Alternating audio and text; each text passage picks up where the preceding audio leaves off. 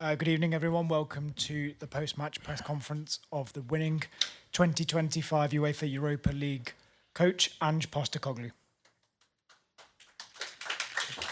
Thank you. Thank you.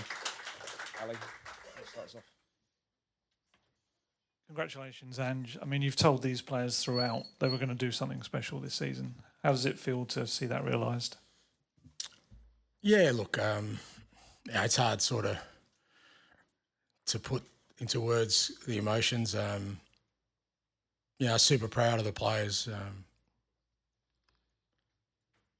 It's a quote, my favourite Australian Prime Minister, Paul Keating, he said, after an unlikely victory, he said, this is one for the true believers.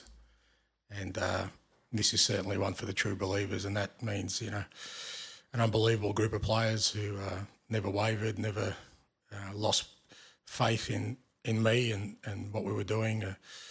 Unbelievable football staff led by brilliant coaches, people who work at the club, from board down,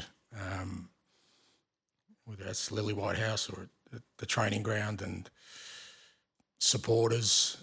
I know people think I've got this sort of fractious relationship, but every supporter I ever bumped into was just so kind in reassuring me that,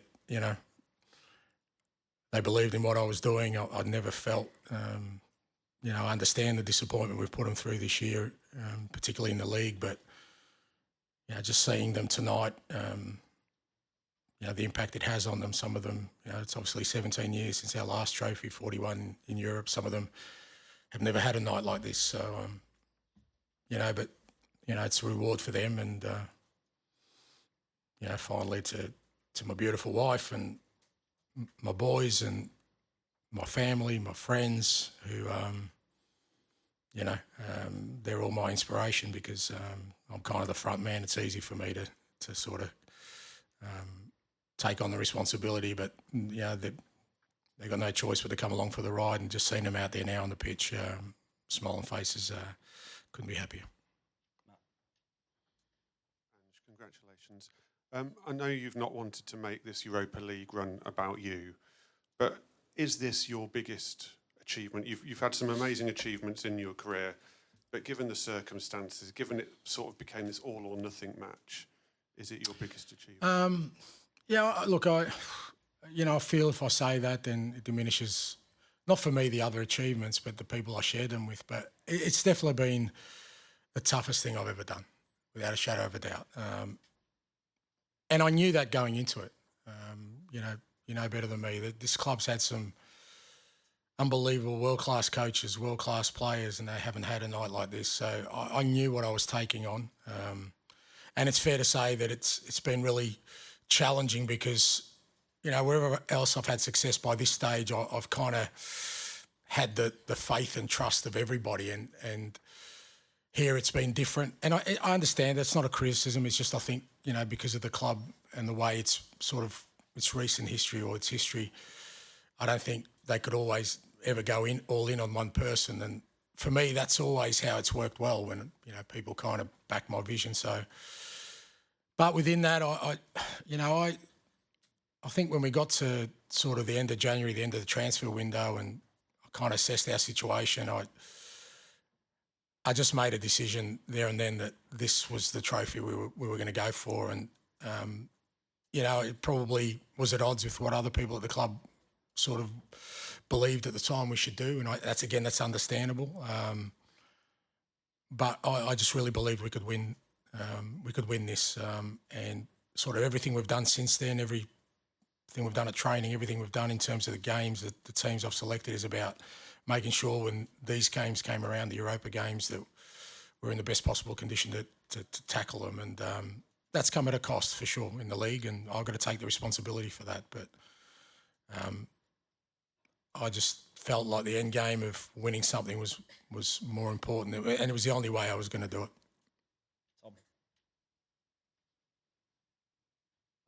Tom. Congratulations. Thanks. You've spoken about what a turning point this could be, the growth that the team can get from this victory. How hungry are you to drive this team forward, given the Champions League football next season? Yeah, very, because, we've got a really young group. of players, and you can talk to them about success and what it means, but until they feel it, it doesn't become real. And I've got no doubt that all those boys tonight, having this feeling, will want this again. And to get it again, they're going to have to make similar sort of sacrifices. They've climbed the mountain now, so they know that what it takes to sort of get to where we are. And I think that does it accelerates the opportunities to build a team that can be successful and competitive at the highest level for years to come. So, as I said yesterday, I still feel there's a lot of work to be done. I think that's quite obvious, but not as much work as people may think. People can bang on about our 20 league defeats and where we are, but they're missing the point of what we're trying to build here, or what I'm trying to do anyway. And I really feel that tonight can be a great platform for us to kick on. You said a minute ago that at the end of the January window you decided full focus on the Europa League. Does that explain the really sort of ruthless, efficient style that we've seen overcome Alkmaar, Frankfurt, Bodo Glimt, and now tonight? And how did you find the players kind of bought into that when that was planned? No, that wasn't part of it. But I've always treated, I've had a lot of success in my career, and not just sort of winning leagues, but also, in Australia, I grew up playing finals football to win a championship. So knockout football is always different. All my teams have always played a little bit different in knockout games, because that you got to have a real clear game plan. Big games come down to moments. You've got to limit the moments of the opposition. You've got to change your approach. And the players embraced that, because, that was always going to be our approach in Europe, and it's why we did well in the Carabao Cup as well. We beat some decent teams in the Carabao Cup, including City, including United, and we beat Liverpool in the first league, played a similar way. But also it helps that I've got Van der Ven and Romero and Vicario and Udogie and Porro, all these guys available. And again, that was part of the sort of mindset of making sure they were available for these big games. And I thought the lads handled the whole Europa sort of knockout stages, brilliantly. Knew what we had to do. Were really efficient with what we did, and I think got the just rewards. George, hi Ange. Well done. You mentioned a lot of people at the top there. Your dad's no longer with us, but what would he make of his son doing this, and what does it mean back in Australia as well? Yeah, he's still with me, mate. His voice is in my head all the time, and as I get older, I look in the mirror, I see his face sometimes, which is frightening as it seems. He's with me all the time, mate. My dear mum's in Greece with my sister, and my nephews. I'm sure they're over the moon, and it's massive in Australia and in Greece. I've got family in both countries and friends in both countries, and they've been along for the journey the whole way, and it's hard because I'm big enough and ugly enough to take whatever comes my way, but they get hurt when people sort of come at me, and they pay the price, particularly, those closest to me, my beautiful family and my friends, and, they want to defend me. And, I keep telling them it's a small price to pay when you have nights like this. And I've been fortunate. I've had plenty of nights like this, and just seeing them tonight, and I know everyone in Australia, they would have got up early in the morning, they'll be buzzing, and people in Greece, and more importantly, the people here with me, it's another special night we share together. Hi, Ants. Congratulations. You talk about backing your vision. I mean, how does a club let go of a manager who's just delivered them their first trophy in 41 years in European competition? Look, I think I said yesterday, I'm pretty kind of, not relaxed is not the word, because I'd be disappointed if we couldn't continue on this path.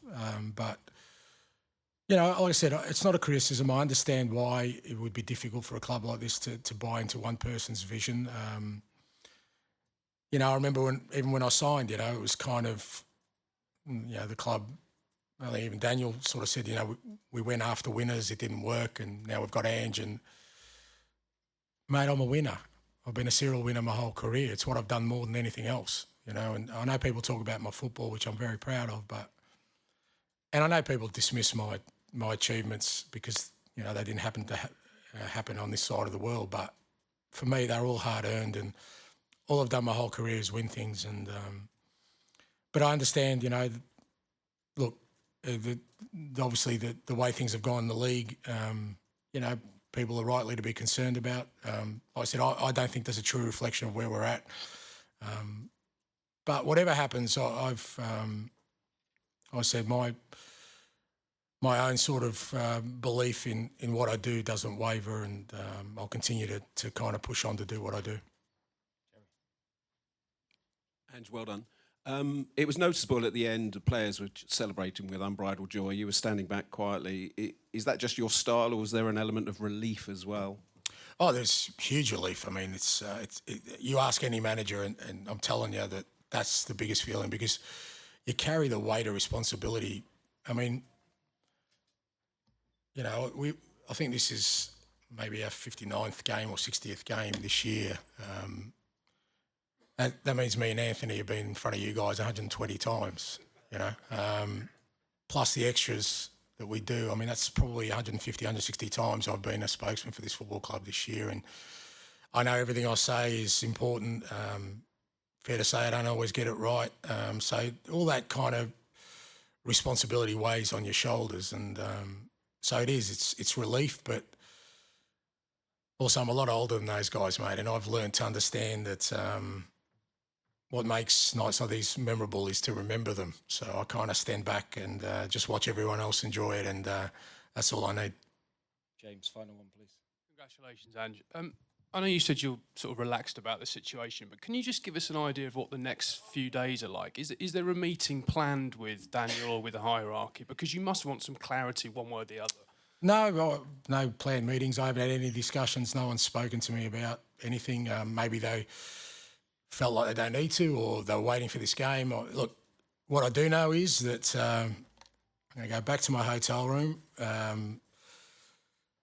get my family and friends together, open up a nice bottle of scotch, have a couple of quiet ones, get ready for a massive parade on Friday, play Brighton on Sunday, really important, our last home game. We want to finish strong, and then Monday I'm going on holidays with my beautiful family, because I deserve it, and